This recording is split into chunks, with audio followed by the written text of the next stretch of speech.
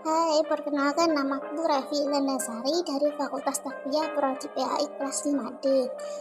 Saya akan menjelaskan tentang hadis mutawatir dan hadis ahad. Yang pertama ini yang saya jelaskan, yang pertama adalah hadis mutawatir.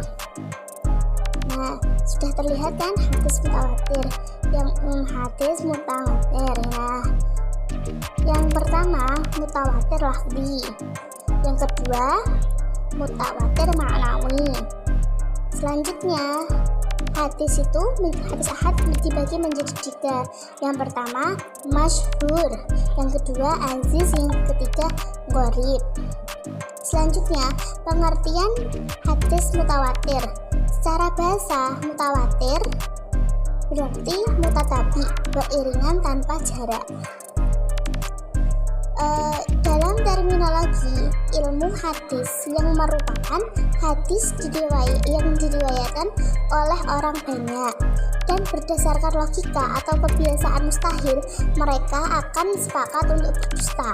Periwayatan seperti itu terus-menerus berlangsung semenjak tabaqat yang pertama sampai tabaqat terakhir. Selanjutnya macam-macam mutawatir. Nah, yang pertama mutawatir lafzi, yaitu hadis yang diriwayatkan dengan lafaz dan makna yang sama serta kandungan hukum yang sama. Sudah. Yang kedua mutawatir maknawi, yaitu hadis mutawatir yang berasal dari berbagai hadis yang diriwayatkan dengan lafal yang berbeda-beda, tetapi jika disimpulkan mempunyai makna yang sama, tetapi lafadznya berbeda.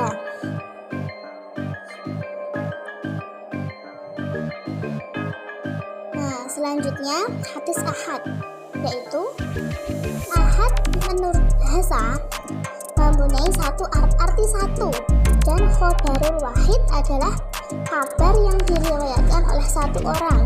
Sedangkan hadis ahad menurut istilah adalah hadis yang belum memenuhi syarat-syarat mutawatir.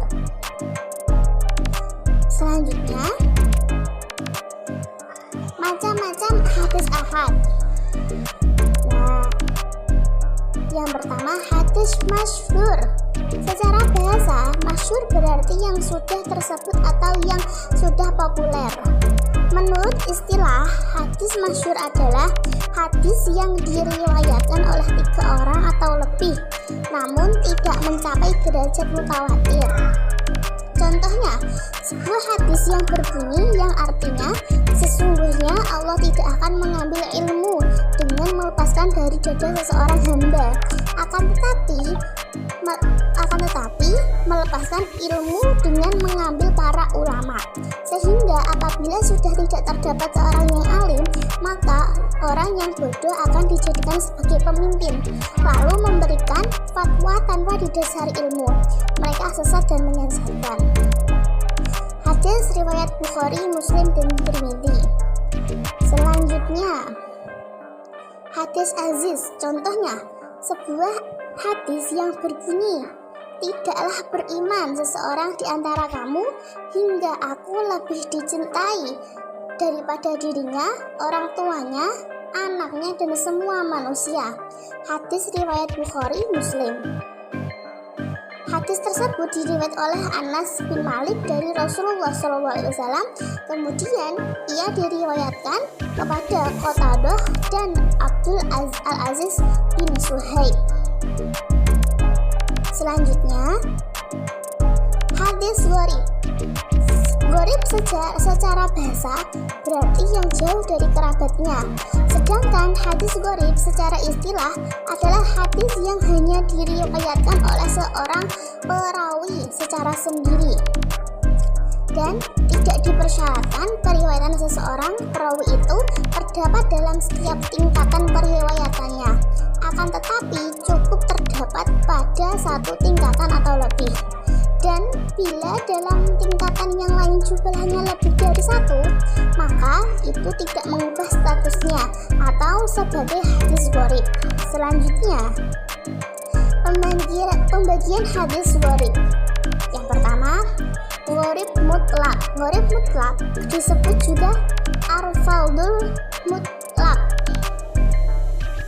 yaitu bila mana kesendirian ghorabah periwayatan terdapat pada asal sanad sahabat. Yang kedua, gharib nisbi. Gharib nabi disebut juga al-fardun nisbi, yaitu apabila keghoriban terjadi pada pertengahan sanadnya, bukan pada asal sanadnya. Maksudnya, satu hadis yang diriwayatkan oleh lebih dari satu orang perawi pada asal sanadnya. Kemudian, dari semua perawi itu, hadis ini diriwayatkan oleh satu orang perawi saja yang mengambil dari para perawi tersebut. Selanjutnya, skema sanad hadis mutawatir. Sabda Nabi turun kepada sahabatnya, sahabat turun kepada tabi'in, tabi'in turun kepada tabi'it tabi'in, dan tabi'it tabi'in turun kepada perawi dan perawi. Ya, terima kasih.